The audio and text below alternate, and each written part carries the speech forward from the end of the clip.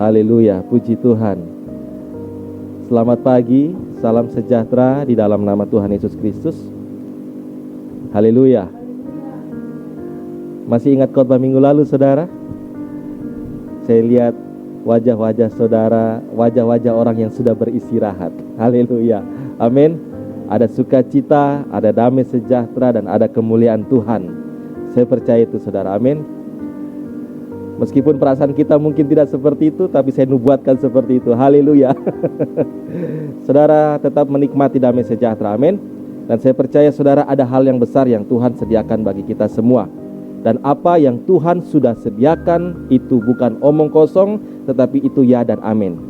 Dan saudara percayalah bahwa kerinduan Tuhan adalah melihat saudara menikmati apa yang sudah Tuhan sediakan, amin. Tuhan jauh lebih rindu supaya saudara dan saya diberkati melebihi usaha kita untuk diberkati. Itulah sebabnya saudara, ada satu rema yang Tuhan sediakan bagi kita semua. Dan tentunya saya sangat bersyukur hari ini bahwa 23 Maret 2025 saudara, genap 3 tahun kami di sini. 23 Maret 2022 kami tiba, kami dilantik. Kalau masih ingat ya, Pak Sunyoto bersama Ibu Sunarli di hari Jumat itu. Dan saudara, selangkah demi selangkah itu adalah bukti kasih setia Tuhan. Amin. Dan saya percaya bahwa ada rencana Tuhan yang besar dalam kehidupan kami pribadi. Ada tanah perjanjian yang Tuhan sediakan. Secara umum bagi kita semua ada tanah perjanjian yang Tuhan sediakan. Cuman pertanyaannya, setiakah saudara dan saya ada di dalam jalan Tuhan?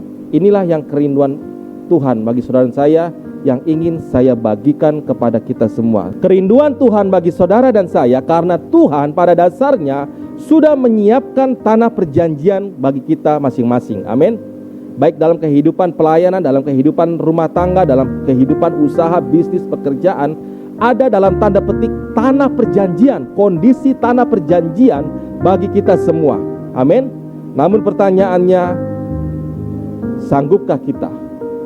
Maukah kita sampai di sana? Amin. Dan saudara, inilah kerinduan Tuhan bagi saudara dan saya, menang sampai tanah perjanjian. Amin. Sekali lagi, inilah kerinduan Tuhan bagi saudara dan saya, menang sampai tanah perjanjian. Haleluya. Mari kita bangkit berdiri. Kita akan membaca nats kebenaran firman Tuhan. Saudara bisa membaca bersama-sama di LCD. Dalam hitungan yang ketiga kita baca bersama-sama 1 Korintus pasal yang ke-10 ayat 1-6. 1, 2, 3. Aku mau supaya kamu mengetahui saudara-saudara bahwa nenek moyang kita semua berada di bawah perlindungan awan, dan bahwa mereka semua telah melintasi laut. Untuk menjadi pengikut Musa, mereka semua telah dibaptis dalam awan dan dalam laut. Mereka semua makan makanan rohani yang sama, dan mereka semua minum minuman rohani yang sama, sebab mereka minum dari batu karang rohani yang mengikuti mereka, dan batu karang itu ialah Kristus. Tetapi sungguh pun demikian, Allah tidak berkenan kepada bagian yang terbesar dari mereka, karena mereka ditewaskan di padang gurun. Semuanya ini telah terjadi sebagai contoh bagi kita, untuk memperingatkan kita supaya jangan kita menginginkan hal-hal yang jahat seperti yang telah mereka perbuat. Puji Tuhan, silakan duduk. Haleluya.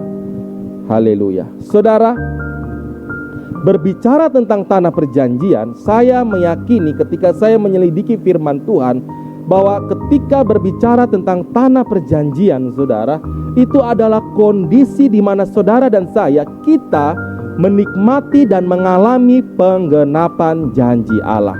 Amin. Dan ketika berbicara tentang janji Allah ini, saudara, kita sedang berbicara dalam dimensi kekekalan. Amin.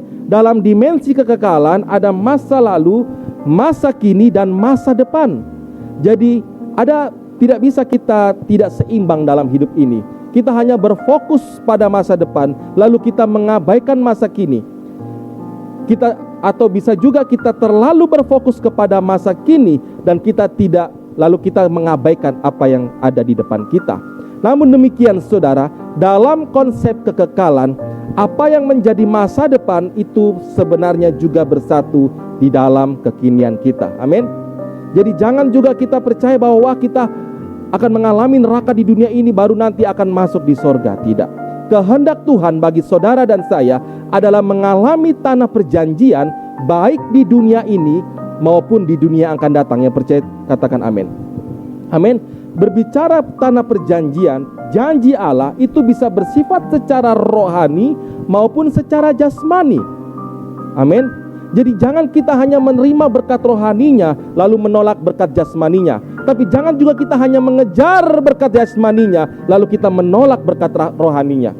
Amin. Kedua-duanya pada dasarnya disediakan Allah bagi saudara dan saya. Baik berkat rohani maupun berkat jasmani. Berkat rohani kita menikmati kebahagiaan, damai sejahtera dan sukacita. Amin.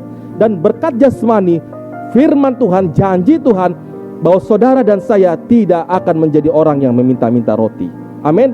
Segala yang menjadi kebutuhan secara rohani maupun jasmani itu Tuhan sediakan. Bahkan secara jasmani pun oleh bilur-bilurmu, oleh luka-luka Tuhan Yesus, saudara dan saya disembuhkan.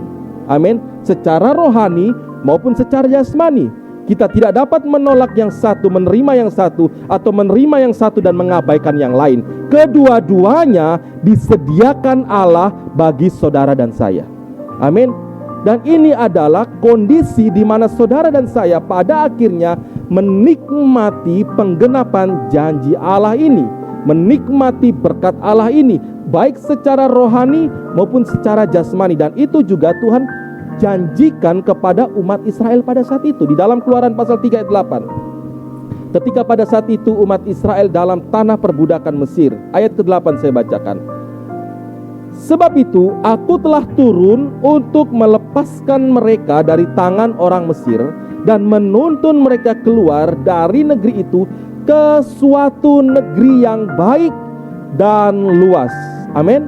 Suatu negeri yang berlimpah-limpah susu dan madunya, ke tempat orang Kanaan, orang Het, orang Amori, orang Feris, orang Hewi, dan orang Yebus. Amin. Jadi ada janji Tuhan ketika mereka keluar dari tanah perbudakan, mereka akan dituntun Tuhan untuk masuk ke satu tanah perjanjian, tanah yang limpah dengan susu dan madunya. Amin. Suatu tanah yang penuh dengan kebaikan dan berkat Tuhan. Bahkan di sana dikatakan berlimpah-limpah. Amin. Berlimpah-limpah itu bukan hanya sekedar cukup, tetapi lebih dari cukup. Ini adalah janji Tuhan bagi saudara dan saya. Lebih jelas lagi di dalam kitab Mazmur pasal 128. Ini adalah janji Allah di dalam tanah perjanjian, nyanyian siarah. Berbahagialah setiap orang yang takut akan Tuhan, yang hidup menurut jalan yang ditunjukkan. Ayat 2 kita baca bersama-sama. Apabila engkau memakan hasil jerih payah tanganmu, berbahagialah engkau dan baiklah keadaanmu. Siapa yang mau kondisi keadaan seperti ini? Yang mau, aduh kayaknya tidak semua. Ibu Yayu mau, Pak Imam, kita semua mau, semua amin. Kita semua mau keadaan seperti ini.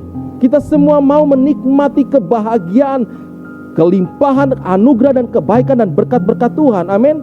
Bahkan juga di dalam perjanjian baru, dalam surat Yohanes, saudara, 3 Yohanes pasal yang pertama ayat yang kedua, di sini dikatakan, saudaraku yang kekasih, aku berdoa semoga engkau baik-baik dan sehat-sehat saja dalam segala sesuatu.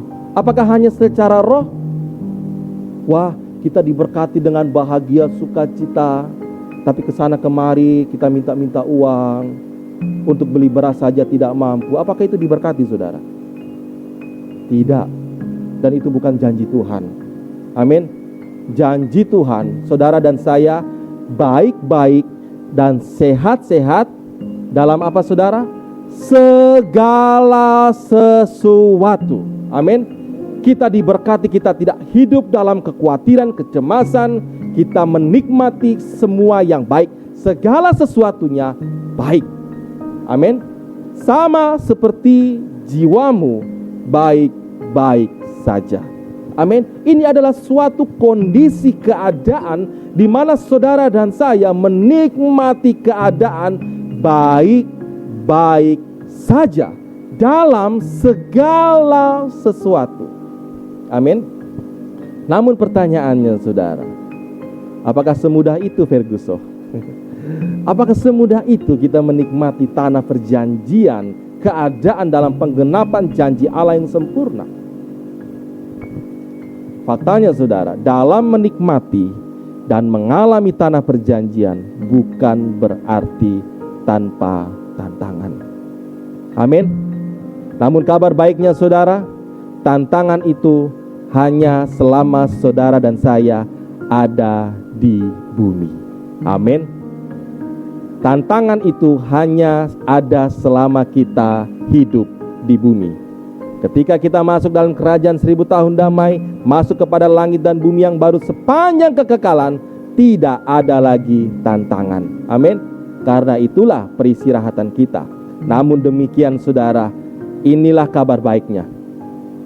Justru disinilah satu-satunya kesempatan bagi kita, sekalipun di tengah tantangan, kita dapat mengasihi Tuhan. Amin. Sekalipun di tengah pergumulan, kita dapat setia kepada Tuhan. Mengapa? Karena kesempatan itu tidak ada lagi ketika di dunia yang akan datang. Mengapa? Karena di sana sudah tidak ada lagi masalah, di sana sudah tidak ada lagi tantangan. Tetapi disinilah satu-satunya waktu dan kesempatan bagi saudara dan saya untuk membuktikan cinta kita di tengah segala tantangan dan rintangan yang ada. Amin. Itulah sebabnya saudara, bukan berarti untuk kita menikmati tanah perjanjian tidak ada tantangan. Tantangan ada. Kita masih ada di dalam dunia yang sudah jatuh dalam dosa, dunia yang tidak sempurna. Saudara hidup baik-baik saja, masalah bisa datang dari luar. Amin. Kita berusaha hidup sehat, ada virus, ada bakteri, ada kuman. Kita masih ada di dalam dunia yang sudah jatuh dalam dosa. Ketidaksempurnaan itu bisa terjadi. Namun demikian saudara, bukan berarti bahwa tanah perjanjian selama di muka bumi ini itu tidak ada. Itu tetap ada. Amin. Di mana saudara dan saya menikmati penggenapan janji Allah, pemeliharaan Tuhan yang sungguh ajaib, di mana saudara dan saya menggenapi dalam Mazmur pasal 23, Tuhan adalah gembalaku, takkan kekurangan aku. Ia membaringkan aku di padang rumput yang hijau. Amin. Berbicara tentang domba yang berbaring di padang rumput yang hijau, itu artinya menikmati, mengalami ketenangan, menikmati damai sejahtera, menikmati pemeliharaan Tuhan yang sungguh ajaib. Amin. Segala sesuatunya ada dalam perlindungan Tuhan. Namun bukan berarti tanpa tantangan. Namun demikian saudara, di sini kita belajar bahwa sekalipun ada tantangan, ternyata banyak juga yang berhasil. Amin. Baik di dunia ini maupun di dunia yang akan datang. Banyak contoh saudara, tapi hanya 4 saja yang saya kasih contoh, yaitu Abraham. Abraham sendiri mendapatkan janji bahwa melalui dia, melalui keturunannya, muka bumi akan diberkati. Siapa yang memberkati Abraham, dia akan diberkati. Amin. Dan siapa yang mengutuk Abraham, dia akan dikutuk. Dan saudara dan saya hari ini, melalui pengorbanan Kristus, melalui karya salib Kristus, saudara dan saya adalah keturunan Abraham secara rohani. Amin. Jadi ketika ada orang yang memberkati saudara, mereka diberkati. Tetapi siapa yang mengutuk saudara, mereka masuk dalam posisi sebagai keadaan yang terkutuk. Amin. Itu adalah janji Tuhan, itu adalah pembelaan Tuhan. Amin. Percaya saudara. Dan Abraham, ketika dia mendapatkan janji itu, dia berhasil. Apakah tantangannya? Banyak saudara. Dia lagi hidup nyaman di kampungnya saudara, di kotanya. Datang janji Tuhan, keluarlah dari sanak saudaramu dan pergilah ke tanah yang kujanjikan kepadamu. Engkau dan keturunanmu akan memiliki tanah perjanjian itu. Itu susah saudara. Amin. Misalnya tiba-tiba kita ditanya, kamu sekarang ini packing barangmu, pelayananmu atau panggilanmu sudah selesai di sini, pindah ke tempat. Tidak dikasih tahu tempatnya di mana. Kira-kira mudah atau susah, saudara? Susah. Apalagi dalam keadaan sudah nyaman-nyamannya. Apalagi tidak diminta-minta. Pelayanan di sini sudah maju, sudah bagus, gereja sudah bagus, lengkap. Tiba-tiba saya disuruh keluar. Kira-kira mudah atau susah, saudara? Susah, saudara. Wah, perjuangannya minta ampun ini, air mata. Tiba-tiba disuruh keluar. Tapi kalau itu dari Tuhan, bagaimana, saudara? Demikian juga saudara. Belum lagi ketika Abraham sudah keluar, tantangannya minta ampun. Dia dijanjikan mau diberikan anak perjanjian. Berpuluh-puluh tahun dia tunggu, saudara. Akhirnya dia salah langkah, dia salah ambil keputusan. Dia kawini budaknya. Akhirnya lahirlah siapa, saudara? Ismail. Anak nubuatan dari anak daging. Kemudian akhirnya janji Tuhan digenapi. Lahirlah anak perjanjian, Ishak. Dan akhirnya janji Tuhan tergenapi. Amin. Dan tantangannya tidak berhenti di situ, saudara. Tuhan minta Abraham untuk mengorbankan Ishak. Dan Abraham pun lulus dari ujian ini. Dan pada akhirnya kita lihat bersama, Abraham disebut bapa banyak bangsa. Amin. Ngomong-ngomong, saudara, waktu saya dibaptis, saya ditanya, kamu nama baptismu apa? Saya kasih di situ nama Abraham. Abraham Jaka Kusuma. Haleluya. Haleluya. Saya sangat senang dengan tokoh ini, saudara. Banyak kelemahan dan kekurangannya, tetapi Tuhan pilih dia. Amin. Dan Abraham menikmati penggenapan janji Tuhan. Yusuf apalagi, saudara. Yusuf ini tidak ada angin, tidak ada hujan, dia dapat mimpi dari Tuhan bahwa dia akan menjadi seorang penguasa yang luar biasa. Luar biasa tantangannya, saudara. Dia dikhianati saudaranya sendiri, dia dibuang, dia dilemparkan ke sumur, dia dijual ke Mesir, dia jadi budak di sana, dia bahkan sampai di penjara, saudara. Mungkin kalau kita jadi Yusuf, mungkin kita akan bertanya-tanya, Tuhan, mana pembelaanmu?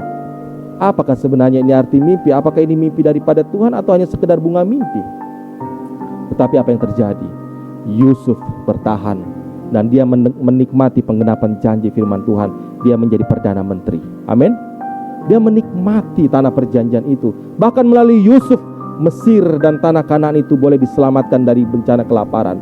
Dan juga Yosua dan Kaleb, saudara. Dari 12 pengintai, saudara, nanti kita akan bahas itu, hanya 2 yang masuk tanah perjanjian, yaitu Yosua dan Kaleb, menikmati kelimpahan tanah perjanjian yang limpah dengan susu dan madu. Lanjut dalam sejarah berikutnya adalah Daud. Daud, saudara, sebagai seorang anak remaja, seorang penggembala domba yang miskin, yang bahkan Daud sendiri pun, saudara, tidak masuk dalam hitungan. Ketika mau dilantik sebagai raja, Daud tidak dipanggil. Daud dilupakan. Tetapi ternyata dari ketika saudara-saudaranya itu mulai berjejer-berjejer, yang paling gagah, yang paling kuat, tidak ada satupun dari mereka yang dipilih Tuhan sebagai raja. Mengapa? Karena Tuhan melihat hati, dan Daud yang terpilih. Tapi saudara, ketika Daud sudah diurapi, saudara, apakah langsung menduduki tahta sebagai seorang raja? Tidak. Prosesnya panjang. Panjang sekali, saudara. Dia harus dikejar-kejar oleh Saul, mertuanya sendiri, untuk dibunuh. Dengan perjuangan yang panjang, Daud menikmati penggenapan janji Allah. Amin. Itulah sebabnya, saudara, bahwa tanah perjanjian atau kondisi di mana saudara dan saya menikmati penggenapan janji Allah itu bukan omong kosong. Amin. Itu bukan suatu perkataan dusta. Itu bukan suatu hayalan atau suatu dongeng di siang bolong. Itu adalah kebenaran. Amin. Janji Allah adalah kebenaran. Janji Allah adalah ya dan amin. Dan di dalam 1 Korintus itu juga dikatakan bahwa di dalam Kristus segala janji Allah adalah ya dan amin. Amin. Di dalam Kristus saudara dan saya memiliki potensi, kemampuan untuk menikmati penggenapan janji Allah, kondisi di mana segala sesuatunya sehat-sehat saja dan baik-baik saja. Yang percaya katakan amin. Saudara mau menikmati kondisi ini? Kita semua mau menikmati kondisi ini. Tuhan tidak mau kita menjalani neraka di muka bumi ini, lalu sambil menanti kematian, oh nanti saya mau masuk surga. Tidak. Kerinduan Tuhan bagi saudara dan saya adalah menikmati dan mengalami kerajaan sorga selama di muka bumi ini, lalu masuk kepada kerajaan damai, lalu masuk kepada langit dan bumi yang baru. Amin.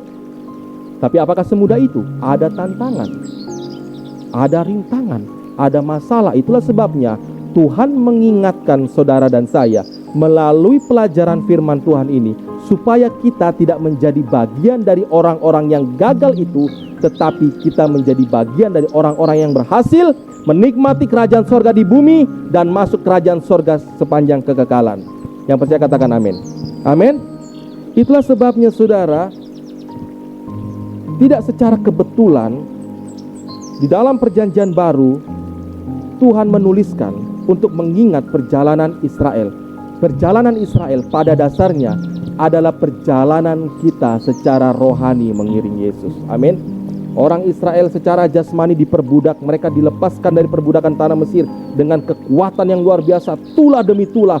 Itu kalau mau dilihat sejarahnya saudara, Mesir itu hancur porak-poranda. Untuk apa? Untuk mengeluarkan umat pilihan Tuhan ini dari perbudakan. Namun apa yang terjadi? Ayat yang kelima, tetapi sungguh pun demikian Allah tidak berkenan kepada bagian yang terbesar dari mereka, karena mereka ditewaskan di padang gurun. Jadi ada seleksi demi seleksi. Di dalam pengiringan akan Tuhan pun demikian saudara. Di dalam gereja pun akan ada seleksi. Firman Tuhan di akhir zaman ada pembersihan mula-mula di rumah Tuhan terlebih dahulu. Amin. Tuhan akan membersihkan gereja, Tuhan akan membersihkan rumah Tuhan, akan dipisahkan antara domba dan kambing, akan dipisahkan antara hamba Tuhan yang sejati dan hamba Tuhan yang palsu. Amin. Dan saya percaya, saya berdoa, saudara dan saya, kita semua masuk dalam bilangan umat Tuhan yang sejati, yang lolos seleksi. Amin. Namun kita perlu belajar dari kegagalan Israel, generasi yang pertama di padang gurun saudara, supaya saudara dan saya bisa sampai ke tanah perjanjian. Kenapa saudara? Karena satu generasi yang dengan mata mereka melihat, mata kepala mereka melihat mujizat demi mujizat terjadi. Mereka melihat tulah air menjadi darah, nyamuk, lalat pikat, penyakit sampar, gelap gulita, sampai kematian anak sulung. Bahkan mereka mengalami sendiri laut terbelah saudara, sehingga ketika mereka dikepung oleh tentara Mesir, mereka hendak dibinasakan. Tuhan membelah laut supaya mereka bisa keluar menyeberangi laut. Saudara bisa bayangkan, kiri dan kanan adalah air menjadi tembok bagi mereka. Mereka berjalan menyeberangi laut dan laut itu terbelah. Dan ketika mereka sudah tiba di tepi, orang Mesir ini hendak membunuh orang-orang Israel. Tuhan kembalikan ini laut. Fakta sejarah arkeologi membuktikan kejadian itu benar-benar nyata. Hari ini arkeologi sudah menyelidiki laut Tiberau itu, dan mereka melihat hamparan tengkorak-tengkorak tanah Mesir. Mereka melihat hamparan kereta-kereta tentara Mesir. Dan bukti arkeologi modern membuktikan bahwa kebenaran cerita ini adalah benar dan nyata. Amin. Apa yang kita baca bukan dongeng, tetapi justru menjadi peringatan bagi kita, supaya saudara dan saya benar-benar sampai menikmati tanah perjanjian. Tidak hanya tewas di padang gurun. Banyak orang Kristen saudara, mereka tewas di padang gurun. Mereka tewas berhenti di dunia ini, tapi tidak masuk ke tanah perjanjian. Tuhan tidak mau saudara seperti itu. Amin. Sekali lagi kita baca bersama. Ini menjadi peringatan. Tetapi sungguh pun demikian, Allah tidak berkenan kepada bagian yang terbesar dari mereka. Karena apa saudara? Karena mereka ditewaskan di padang gurun. Bersama-sama kita baca ayat 6. Semuanya ini telah terjadi sebagai contoh bagi kita untuk memperingatkan kita supaya jangan kita menginginkan hal-hal yang jahat seperti yang telah mereka perbuat. Sudah ada contoh. Amin. Itu berpola, sejarah berpola. Kalau kita tidak belajar sejarah, maka sejarah yang buruk itu akan terulang dalam hidup kita. Belajar dari contoh, belajar dari sejarah. Orang bebal adalah orang yang mengeraskan hatinya, sehingga dalam kekerasan hatinya contoh itu sudah nyata-nyata di depan matanya, tetapi dia tidak mau belajar akan contoh itu. Di sini kita belajar apa yang membuat mereka gagal, sehingga mereka menjadi orang-orang yang hanya berhenti di padang gurun. Jangan, saudara, amin, jangan menjadi seperti mereka yang sekedar keluar dari Mesir tetapi gagal di padang gurun dan tidak masuk tanah perjanjian. Amin. Ada banyak orang hanya sekedar puas berKTP Kristen, tapi menjalani neraka di dunia ini, lalu tidak masuk tanah perjanjian. Saudara dan saya bukan bilangan itu. Kita tidak masuk dalam bilangan mayoritas ini. Amin. Jadi saudara tidak perlu berkecil hati jika kita kecil dan sedikit. Yang penting kita lolos masuk seleksi. Amin. Yang pertama kita belajar prinsip supaya saudara dan saya belajar menang sampai tanah perjanjian. Tidak hanya berputar-putar di padang gurun, tetapi benar-benar masuk tanah perjanjian. Yang pertama adalah bahwa saudara dan saya harus bisa mengalahkan ketakutan kita. Amin. Saudara dan saya harus belajar untuk mengalahkan ketakutan kita. Sekali lagi saudara saya baca, ini yang membuat mereka mayoritas binasa. Tetapi sungguh pun demikian, Allah tidak berkenan kepada bagian yang terbesar dari mereka, karena mereka ditewaskan di padang gurun. Sebagian besar, saudara. Satu generasi ini tidak masuk tanah perjanjian ternyata sepele sekali, karena mereka tidak mengalahkan ketakutan dalam diri mereka. Ini berbahaya, saudara. Kalau saudara ingin masuk ke tanah perjanjian, menikmati kondisi penggenapan janji Allah di muka bumi ini dan dunia akan datang, kalahkan ketakutan kita. Amin. Kalahkan ketakutan kita. Karena ketakutan itu, saudara, seperti satu penjara yang tidak terlihat, yang membuat kita tidak kemana-mana, yang membuat kita takut dan ragu mengikuti pimpinan Roh Kudus. Kalahkan ketakutan kita. Amin. Saudara, mayoritas bangsa Israel mengalami ketakutan yang membuat mereka gagal masuk tanah perjanjian dan binasa di padang gurun. Kita masing-masing memiliki ketakutan kita masing-masing. Amin. Saudara, waktu kita belajar ini adalah teguran yang nyata, baik bagi saya pribadi maupun kita semua. Mengapa? Karena kita semua ada di dalam perjalanan. Amin. Kita semua ada dalam perjalanan yang sama. Kita semua ada dalam padang gurun. Tetapi Tuhan tidak mau kita berada di padang gurun, tapi masuk akhirnya ke tanah perjanjian. Amin. Tuhan mau kita masuk ke tanah perjanjian. Tapi ini yang membuat kita seringkali terhalang untuk menikmati penggenapan janji Allah itu, karena kita sendiri masih dikuasai ketakutan kita. Ketakutan karena masa lalu, ketakutan akan masa depan, ketakutan akan masa kini, ketakutan akan segala sesuatu dalam hidup kita. Kita takut. Dan tahukah saudara, di dalam kitab Wahyu, orang-orang yang dilemparkan ke lautan api, salah satunya adalah orang-orang penakut. Amin. Ini bahaya, saudara. Ketakutan jangan dipandang sebelah mata. Ketakutan harus dikalahkan. Apa dasarnya, saudara, saya mengatakan ini? Dalam Bilangan pasal 13 ayat 31. Saya berharap nanti saudara pulang bisa baca kembali Bilangan pasal 13 ini, supaya saudara bisa menghayati pengalaman mereka. Ayat 31 saya bacakan. Tetapi orang-orang yang pergi ke sana bersama-sama dengan dia, ini latar belakangnya adalah tentang 12 pengintai yang diutus untuk mengintai. Mereka sudah keluar dari tanah perbudakan dan mereka sudah berjalan, mereka sudah berangkat, dan tiba saatnya, saudara, tinggal mau masuk tanah perjanjian. Amin. Tinggal sudah mau satu langkah lagi. Jadi sebenarnya kehendak Tuhan bukan membawa mereka berkeliling 40 tahun. Mengapa mereka berkeliling 40 tahun? Inilah latar belakang ceritanya. Mengapa mereka berkeliling 40 tahun di padang gurun. Dan ketika mereka sudah mengintai, tinggal mau masuk, saudara, ini yang terjadi. Tetapi orang-orang yang pergi ke sana bersama-sama dengan dia berkata, ini yang 10 pengintai. 2 pengintai ini lolos, yaitu Yosua dan Kaleb. Tetapi mayoritas 10 pengintai ini, saudara, mereka tidak lolos. Mereka ketakutan. Mereka berkata begini, kita tidak dapat maju menyerang bangsa itu karena mereka lebih kuat daripada kita. Juga mereka menyampaikan kepada orang Israel kabar busuk tentang negeri yang diintai mereka dengan berkata, negeri yang telah kami lalui untuk diintai adalah suatu negeri yang memakan penduduknya atau kanibal. Dan semua orang yang kami lihat di sana adalah orang-orang yang tinggi perawakannya. Raksasa, saudara. Juga kami lihat di sana orang-orang raksasa, orang enak yang berasal dari orang-orang raksasa, dan kami lihat diri kami seperti belalang, dan demikian juga mereka terhadap kami. Saudara, inilah yang menjadi sudut pandang mereka.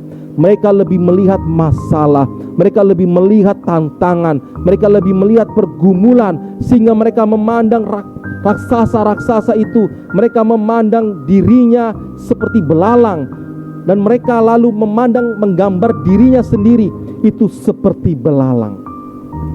Tapi mereka lupa bahwa yang menyertai mereka adalah Tuhan Allah yang Maha Kuasa. Amin. Mereka lebih melihat pergumulannya, mereka melihat tantangannya, mereka melihat masalahnya, sehingga mereka lebih dikuasai oleh ketakutan daripada iman mereka kepada Tuhan. Amin. Nah, ini berbahaya sekali, saudara. Padahal tinggal selangkah, dan kalau saudara baca seluruhnya, saudara, mereka mengintai itu selama 40 hari. Mereka mengintai tanah perjanjian itu selama 40 hari. Dan apa yang mereka katakan? Mereka menceritakan kabar-kabar busuk. Mereka menjatuhkan iman orang-orang mayoritas Israel pada saat itu. Sehingga apa yang terjadi?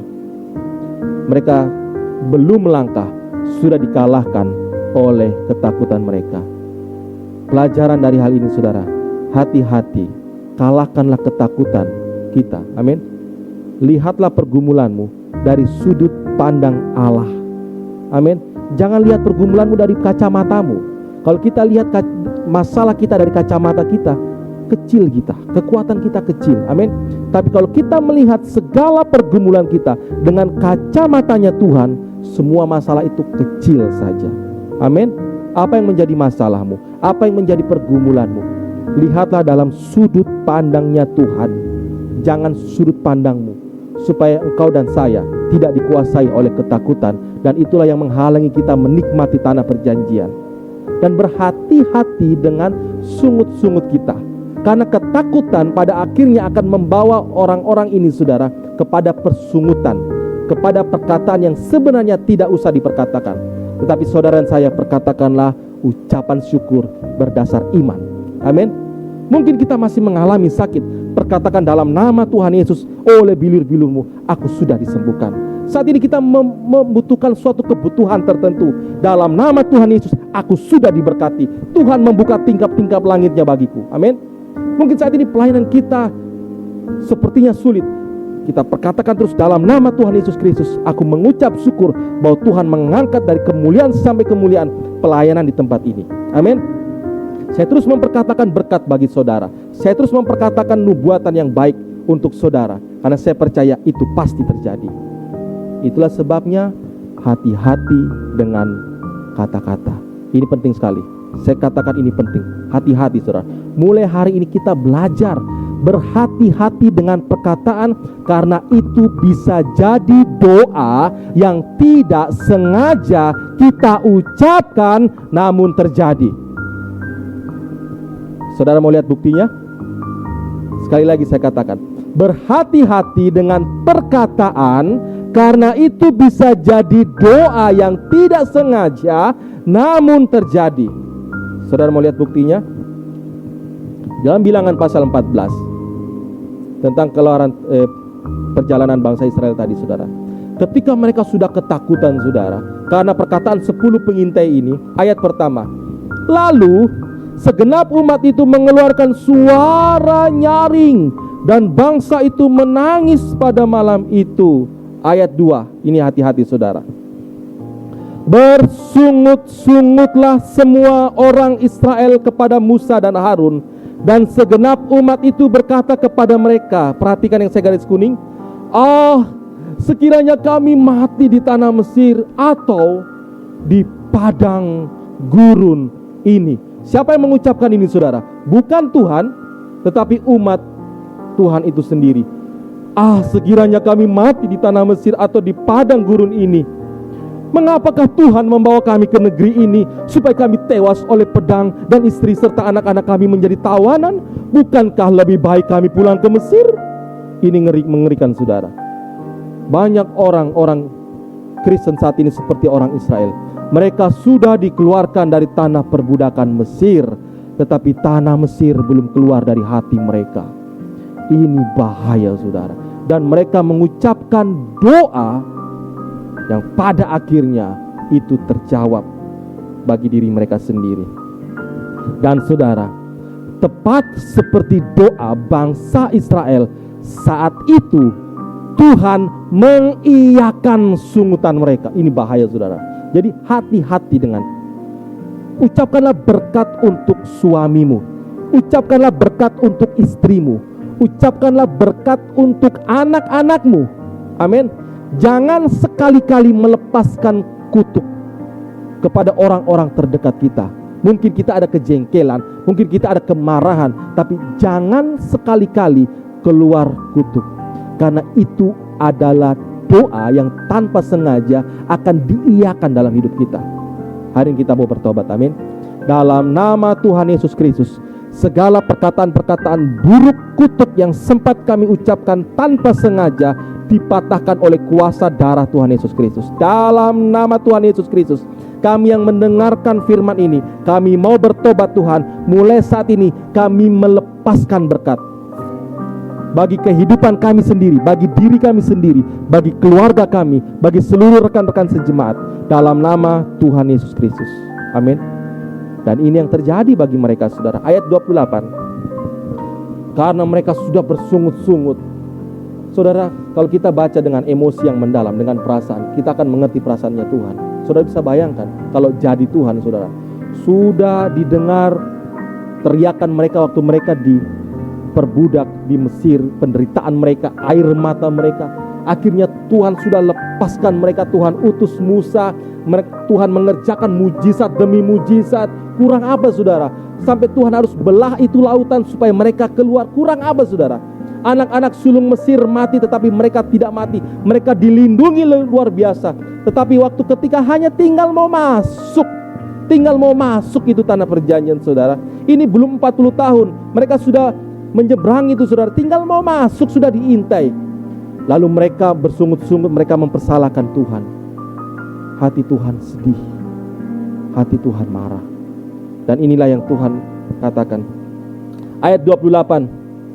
Dalam kesedihannya Tuhan berkata, katakanlah kepada mereka, demi aku yang hidup. Ini Tuhan tidak mau ngomong ini, saudara. Tapi karena keras hatinya ini orang Israel ini. Demi aku yang hidup, demikianlah firman Tuhan, bahwasanya seperti yang kamu katakan di hadapanku, demikianlah akan kulakukan kepadamu.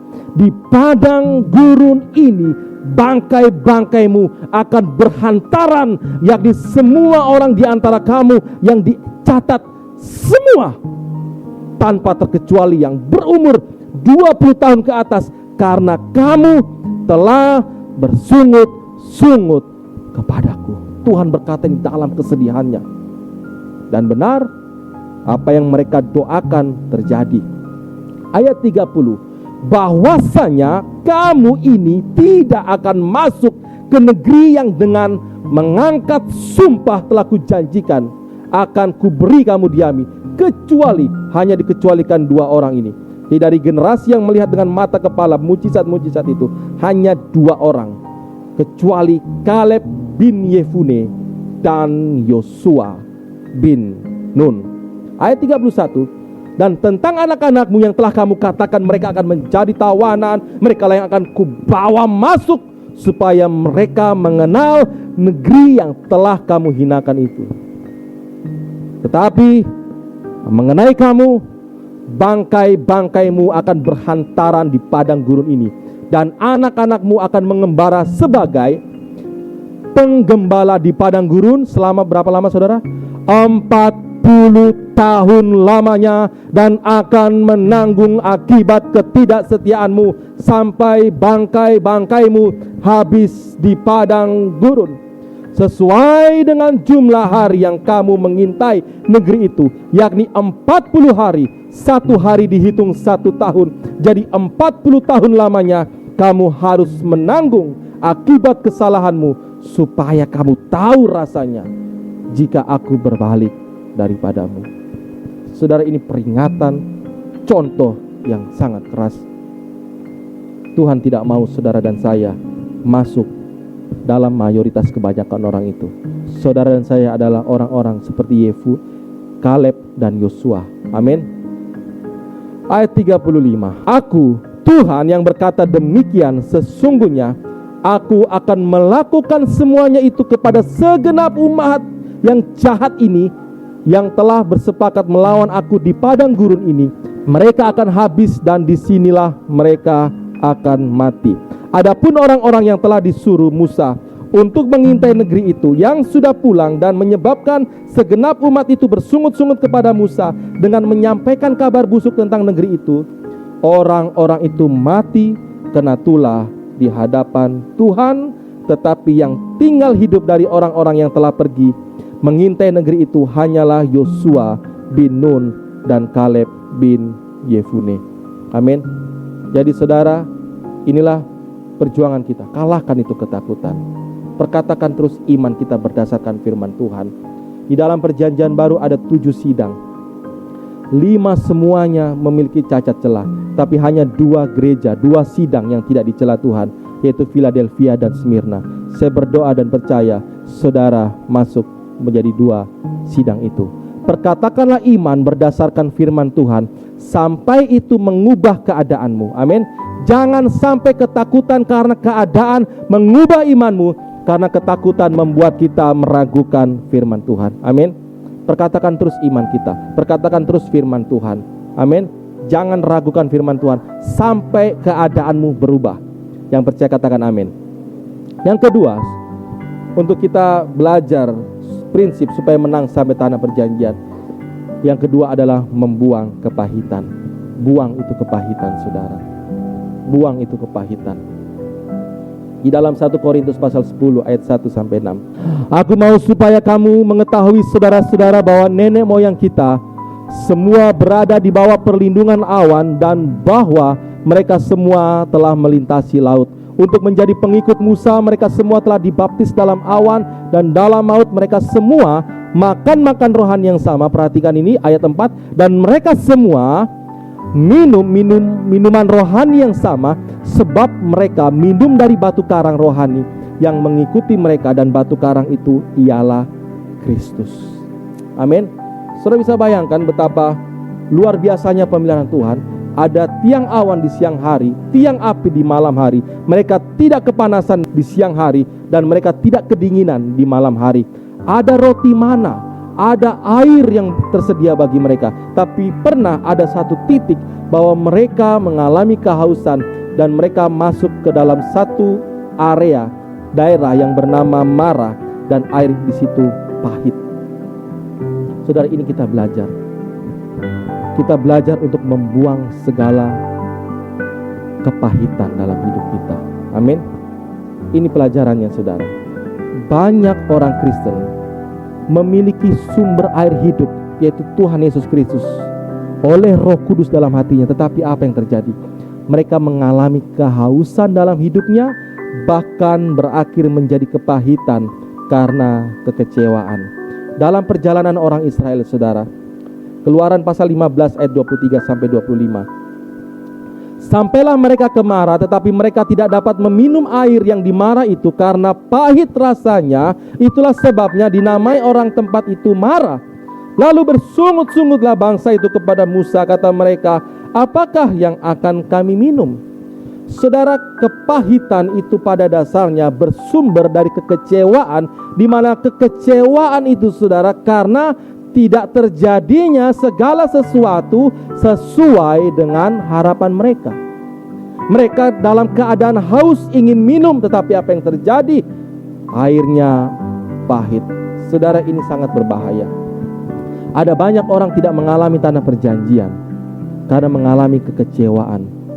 Mereka simpan terus itu kekecewaan, dan kekecewaan itu akhirnya menjadi kepahitan. Dan kepahitan itulah yang banyak membuat orang tidak masuk tanah perjanjian. Saudara, ini yang sering kali terjadi dalam lingkungan kita, dalam lingkungan terdekat kita, dalam gereja, dalam keluarga, dalam rumah tangga, dalam pertemanan, dalam komunitas. Amsal 18 ayat 19, saudara yang dihianati lebih sulit dihampiri daripada kota yang kuat, dan pertengkaran adalah seperti palang gapura sebuah puri. Saudara, berhati-hati dengan kekecewaan. Amin. Ada banyak orang tidak mau lagi beribadah karena kecewa. Mungkin jemaat kecewa dengan gembalanya. Ada satu standar yang dia tetapkan. Oh, kalau gembala sidang ini harus seperti ini, hamba Tuhan itu harus seperti ini dan itu. Dan ketika standarnya atau harapannya tidak seperti sesuai dengan standarnya dia, lalu dia menjadi kecewa, dan akhirnya dia menjadi kepahitan kepada gembala ini. Dan apa yang terjadi? Gembalanya anteng-anteng aja, tapi dia simpan kepahitan. Dan akhirnya apa, saudara? Dia tidak mau melepaskan pengampunan, dan hatinya pahit, pikirannya pahit, hidupnya pahit. Ada juga gembala pun demikian, dikecewakan oleh jemaat. Dia mengharapkan begini dan begitu, begini dan begitu. Wah, kenapa begini, kenapa begitu? Akhirnya pahit. Akhirnya semangat dalam melayani mulai turun. Apinya mulai turun. Tidak lagi mengasihi Tuhan, tidak lagi mengasihi jiwa-jiwa. Dan ini sangat berbahaya. Buang itu kepahitan. Kepahitan itu seperti kotoran. Amin. Kotoran kalau disimpan lama-lama itu jadi penyakit. Amin. Jadi saudara, di atas mimbar ini, kalau saya ada salah, mohon maaf ya. Lepaskan pengampunan buat saya, karena saya pun tidak ada juga kepahitan, saudara. Karena saya murni dan tulus mengasihi saudara. Jadi kalau saya mungkin di jalan, saya lagi fokus dengar khotbah atau dengar Alkitab suara di jalan, dan saya ada lewat dan saya tidak sapa saudara, saya mohon maaf. Atau mungkin saya ada perkataan saya menyinggung, saya mohon maaf. Di atas mimbar ini dalam kerendahan hati, saya mohon maaf. Amin. Kalau ada yang menyakiti saudara, sampaikan langsung ke saya. Pak Pendeta, saya pernah tersinggung dengan khotbahmu yang ini. Tidak apa-apa. Amin. Atau mungkin tersinggung dengan sikap saya, dengan sifat kami, saya mohon maaf. Jangan sampai kekecewaan itu, kalau kita simpan, kita pelihara, menghasilkan kepahitan dan menghalangi kita menikmati tanah perjanjian. Amin. Saya pun demikian. Saya tidak ada kebencian sedikit pun kepada siapapun. Amin. Dan itu harus kita jaga, harus dibuang. Siapa di sini, saudara, kalau ada kotoran, misalkan ya, supaya tidak terlalu ini ya, katakanlah tai mata saja, saudara, supaya tidak terlalu vulgar. Tai mata saja, saudara. Kalau tai mata saya tidak kasih keluar, saudara, 1 hari, 2 hari, 1 minggu, kira-kira bagus tidak dilihat, saudara? Sampai dia begini, saudara. Waktu saya jalan, kasih pinggir itu batu. Kenapa? Tidak ada batu, Pak Pendeta. Itu ada batu besar. Ternyata saudara, tai matanya besar di sini, saudara. Itu di matanya Pak Pendeta kasih keluar. Kan tidak elok, bahkan jadi penyakit, saudara. Amin. Semua kotoran dalam tubuh kita pun kita buang. Dan siapa di sini bangga memamerkan kotorannya, saudara? Jadi pajangan, jadi hiasan di ruang tamu. Tidak, kita jijik. Amin. Kita jijik, kita buang. Demikian juga segala kekecewaan, segala kepahitan, buang. Itulah sebabnya ada obat penawarnya, saudara. Supaya tidak timbul akar pahit, milikilah mentalitas tinggal dalam kasih karunia Allah. Amin. Tinggal dalam kasih karunia. Apa maksudnya, saudara? Kembali kepada kisah Mara ini, saudara. Ayat 25. Musa berseru-seru kepada Tuhan, dan Tuhan menunjukkan kepadanya sepotong kayu. Ada lagu Pantekosta lama, sepotong kayu keras. Ada yang masih ingat? Ini generasi 50-60an, saudara. Sepotong kayu yang keras. Musa melemparkan kayu itu ke dalam air, lalu air itu menjadi manis. Amin. Di sanalah diberikan Tuhan ketetapan-ketetapan dan peraturan kepada mereka, dan di sanalah Tuhan mencoba mereka. Amin. ketika ada kekecewaan, ada harapan-harapan yang tidak terpenuhi, datanglah kepada salib Kristus. Amin. Di mana di dalam salib Kristus itulah dosa saudara dan saya diampuni. Sebesar-besarnya kesalahan orang terhadap saudara, jauh lebih besar dosa kita kepada Tuhan. Amin. Dosa yang sebesar itu saja Tuhan mengampuni. Bagaimana mungkin kita tidak bisa mengampuni orang yang kadar dosanya jauh lebih kecil daripada dosa kita. Amin. Saudara, kita tidak mungkin bisa memberikan sesuatu yang kita tidak miliki, tapi kita bisa mampu memberikan sesuatu yang kita miliki. Amin. Kita mampu mengampuni karena kita terlebih dahulu diampuni. Kita mampu mengasihi karena kita terlebih dahulu dikasihi. Kita mampu memberkati karena terlebih dahulu kita diberkati. Amin. Datang kepada salib Kristus. Ingat, pandang pada salib Kristus. Tinggal dalam kasih karunia Allah. Kalau ada orang yang mengecewakan, katakan, saya saja begini, Tuhan ampuni. Masa saya tidak bisa mengampuni orang? Roh Kudus mampukan saya. Dengan pengampunanmu aku mengampuni. Tuhan saja tidak membenci saya, mengapa saya harus membenci orang lain? Saudara, tubuhmu adalah bait Roh Kudus. Amin. Jadi ketika kita melihat saudara, diri kita masing-masing, pribadi lepas pribadi, kita melihat Kristus di dalam diri kita masing-masing. Amin. Jadi waktu kita melihat baku pandang begini, yang kita lihat adalah kehadiran Tuhan dalam hidup kita masing-masing. Omong kosong orang bilang mengasihi Tuhan yang tidak terlihat, tetapi tidak bisa mengasihi sesamanya yang bisa dilihat. Amin. Omong kosong, aku mengasihimu Tuhan, tetapi istrinya dia tidak kasihi, suaminya dia tidak kasihi. Tetapi mari kita melihat melalui sudut pandang salib betapa Tuhan mengasihi kita. Amin. Jika ada kekecewaan sedikit pun, entah pada keadaan atau orang lain, berlarilah kepada salib Kristus. Di dalam salib Kristus kita diampuni, dan melalui salib Kristus kita mampu mengampuni orang lain. Dalam kitab Ibrani, ini supaya saudara dan saya jangan ada akar pahit dalam hati kita. Jagalah, Ibrani 12 ayat 15, jagalah supaya jangan ada seorang pun, apa saudara? Menjauhkan diri dari kasih karunia Allah, agar jangan tumbuh akar yang pahit, yang menimbulkan kerusuhan dan yang menimbulkan yang mencemarkan banyak orang. Amin. Saudara belajar sesuatu hari ini. Kedua kegagalan orang Israel ini, sebenarnya kalau kita mau jujur, ada juga pada kita. Siapa di sini yang tidak pernah takut? Angkat tangan. Kita semua pernah takut. Amin. Ketakutan kita berbeda masing-masing. Siapa di sini yang tidak pernah kecewa? Tak pernah kecewa mengiring Yesus. Siapa yang tidak pernah kecewa? Kalau mau jujur saudara, seringkali kita kecewa dengan keadaan. Tuhan, aku sudah mengiring Engkau, melayani Engkau, tetapi kenapa keadaan ini yang terjadi? Disinilah Tuhan Yesus berkata, berbahagialah orang yang tidak menjadi kecewa dan menolak aku. Amin. Saudara mau menjadi orang yang berbahagia, buang itu akar pahit, buang itu kepahitan. Amin.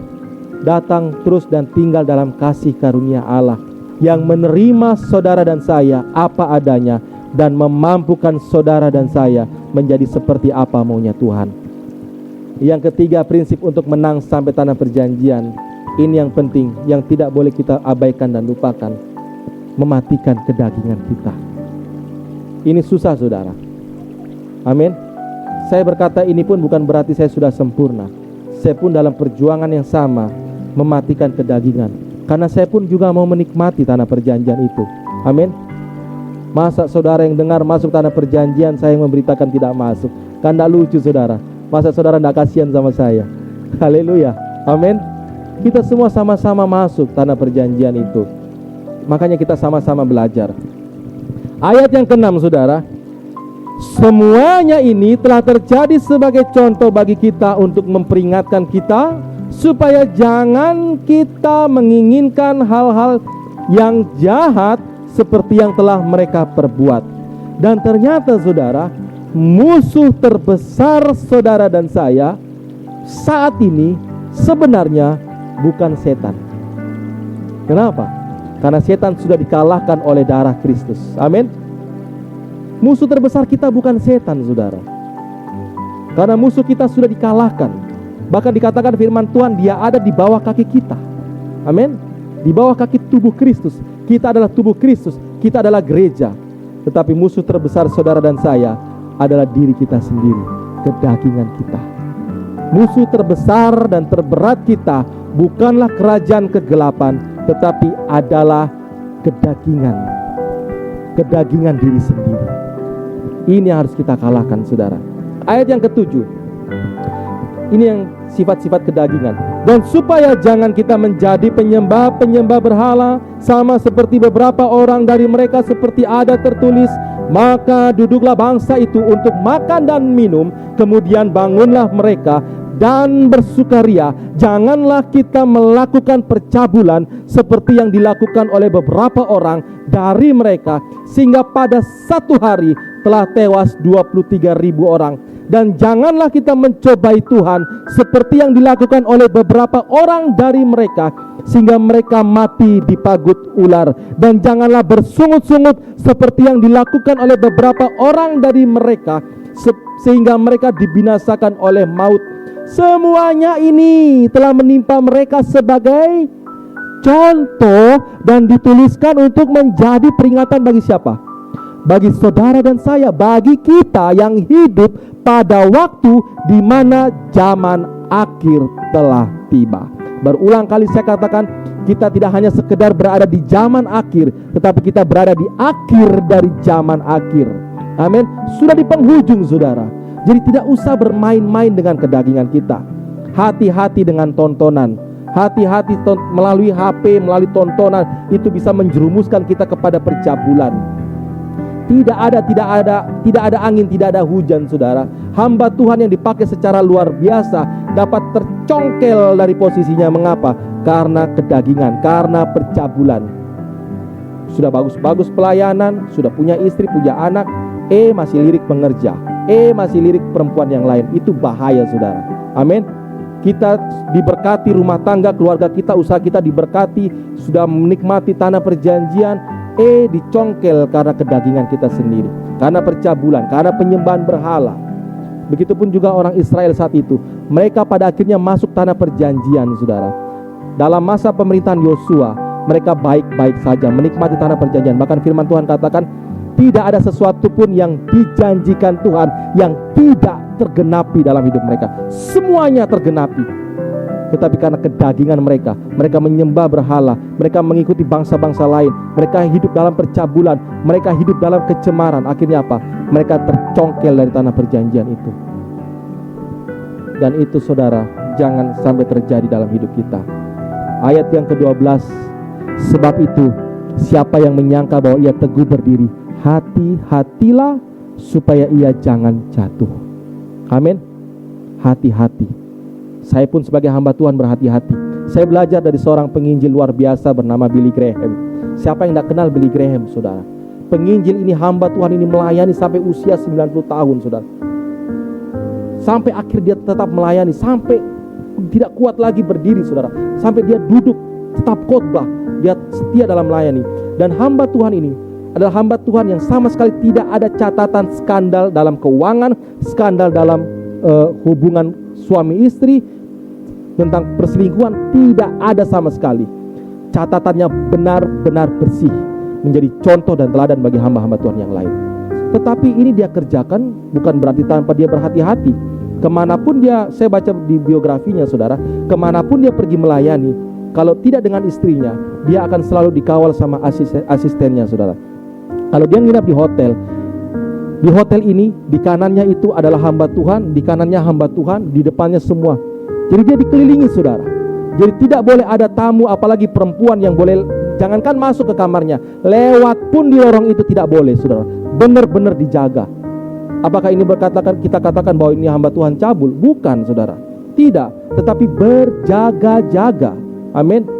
Saya pun sebagai hamba Tuhan demikian. Makanya kalau bisa saya bawa istri saya. Amin. Bukan berarti saya cabul, saudara. Amin. Tapi kita harus berhati-hati, berjaga-jaga. Handphone yang kita pakai pun harus dijaga. Jangan asal menonton, hati-hati.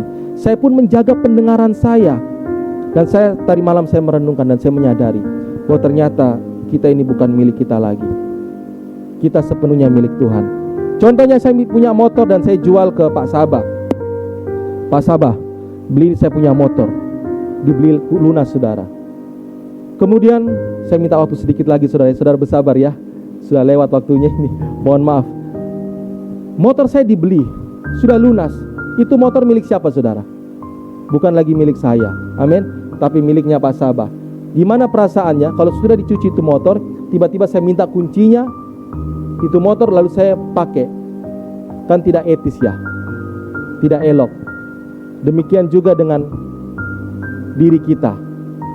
Itulah sebabnya saudara, berhati-hati dengan tubuh kita. Amin. Tubuh kita bukan milik kita lagi. Jangan dipakai sembarangan. Jangan konsumsi yang aneh-aneh. Dan saya percaya itu tidak ada di tempat ini. Kita jaga kekudusan tubuh kita. Amin. Pikiran kita bukan pikiran kita lagi. Itulah sebabnya tidak usah pikirkan kecemasan, kekhawatiran, masalah. Pikirkan tentang Tuhan. Karena pikiran kita milik Tuhan. Amin. Gak usah ada pikiran kotor, pikiran yang aneh-aneh. Haleluya. Amin. Pikiran kita milik Tuhan. Dan roh kita milik Tuhan. Dan percayalah, ketika saudara saya menjadi milik Tuhan, hidup kita aman. Hidup kita diberkati. Sebagai penutup, pencobaan-pencobaan yang kamu alami ialah pencobaan biasa yang tidak melebihi kekuatan manusia. Sebab Allah setia, dan karena itu Ia tidak akan membiarkan kamu dicobai melampaui kekuatanmu. Pada waktu kamu dicobai, Ia akan memberikan kepadamu jalan keluar. Apakah jalan keluarnya saudara? Sehingga kamu dapat menanggungnya. Jalan keluarnya adalah kehadiran Roh Kudus di dalam kita. Itulah yang memampukan kita melawan kedagingan kita. Tinggallah di dalam Tuhan, maka saudara dan saya sampai kepada tanah perjanjian. Sebagai penutup, hidup yang dikuasai iman karena firman Tuhan dan membuang segala rasa kekecewaan kita, karena hati dan pikiran kita bukan lagi milik kita, tapi hati dan pikiran kita adalah milik Tuhan. Itulah sebabnya kita tidak berhak lagi, sekali lagi, kita tidak berhak lagi menyimpan kepahitan dalam hati kita. Sehingga jangan sampai ada keluar perkataan, oh sampai mati saya tidak akan ampuni kamu. Jangan sampai ada itu dalam hidup kita. Amin. Hati dan pikiran kita milik Tuhan. Kita tidak berhak lagi menyimpan segala yang kotor dalam hati kita. Buang semua itu kepahitan, kebencian. Buang dan jangan menyimpan kebencian sedikit pun. Serta hidup yang dikuasai oleh Roh Kudus yang memberikan kita tuntunan. Maka inilah yang kita nikmati. Maka kita pasti menikmati mengalami penggenapan janji Tuhan, yaitu bahwa kita masuk tanah perjanjian, yaitu seperti yang saya khotbahkan minggu lalu, bahwa tanah perjanjian itu adalah Tuhan itu sendiri. Berkat yang terbesar adalah Allah itu sendiri. Amin. Mungkin secara fisik jasmani kita merosot, tetapi berkat yang terbesar adalah Tuhan itu sendiri. Selamat menikmati tanah perjanjian. Selamat mengalami Tuhan lebih lagi dalam hidup kita. Kalahkan ketakutan dalam hidup kita. Ganti dengan iman. Buang kebencian, buang kepahitan. Amin. Kalahkan kedagingan kita oleh kuasa Roh Kudus. Kita pasti menikmati tanah perjanjian.